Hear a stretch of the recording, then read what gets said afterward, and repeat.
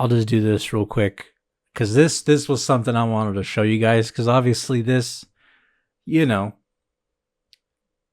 I'm not one to get starstruck very often. Whenever the collabs, the celebrity collabs happen, I'm not one to be affected that much.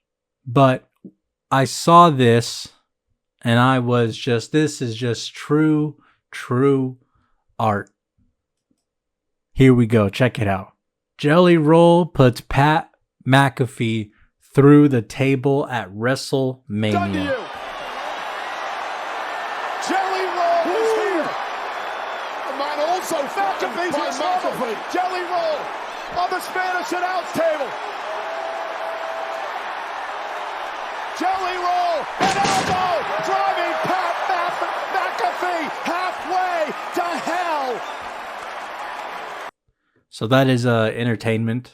That is WrestleMania. That is peak WrestleMania. You can get rid of all the great WrestleManias of the past. I'm not too familiar with them to reference at the top of my head, but I do know that this is this blows that all of those out of the water. Triple H, The Rock, the Undertaker. Tell all of those guys they can go and they can kick rocks. Tell them to fuck off, because Jelly Roll and Pat McAfee are here. What is happening to everything? Can someone tell me? Because I don't know. I truly don't know. What do you call this? Where celebrity culture infiltrates. Jelly Roll is here. Every single facet of society. When influencer and celebrities just ingrain themselves into every single detail, every ad, every commercial, like things that aren't even supposed to be ads become ads, like WrestleMania. They're just like, hey, you know what? What if we just took WrestleMania and what if we just made it an ad? What do you guys think about that? What if we just took all of WrestleMania and we used it as a marketing launch pad for Jelly Roll's next album? What if we did that? Because that's all these things have become. The UFC, exactly the same. I was never a fan of the UFC.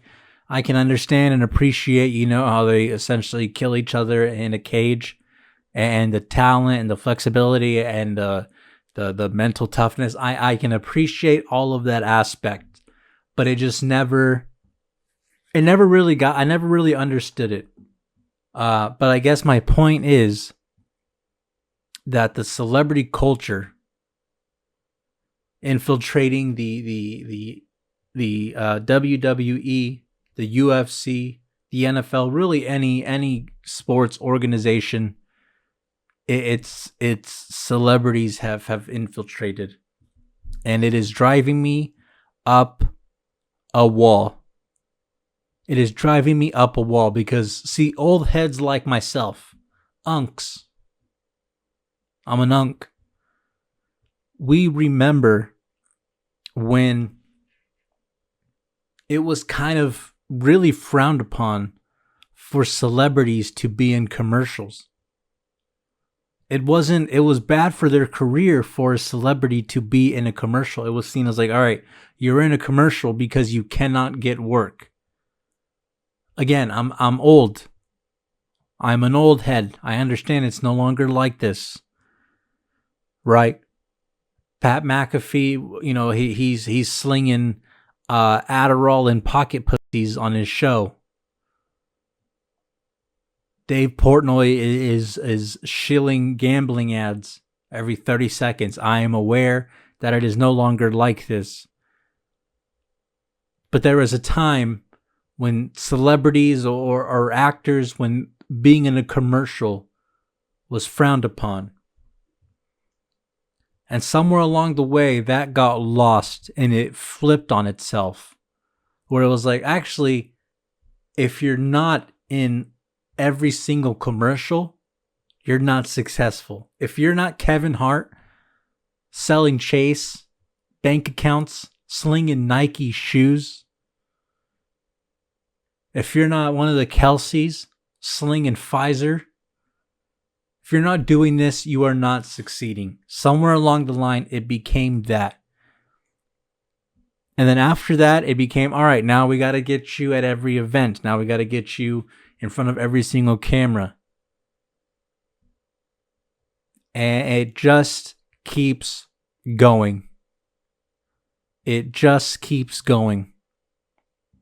Ryan Reynolds with his scam phone company, that ghoul. It's becoming a real problem. And I don't know. What do you do? What do you do truly? Because whenever you speak to someone or just the masses about the poison that is celebrity culture, you are immediately called a hater. Someone with a brain tumor. Someone with an indent in their head from their gamer headphones. Someone who has an indent in their head because they've been on Discord and Xbox Live for the past 15 straight years. Those people are calling you a hater. They are calling you a retard.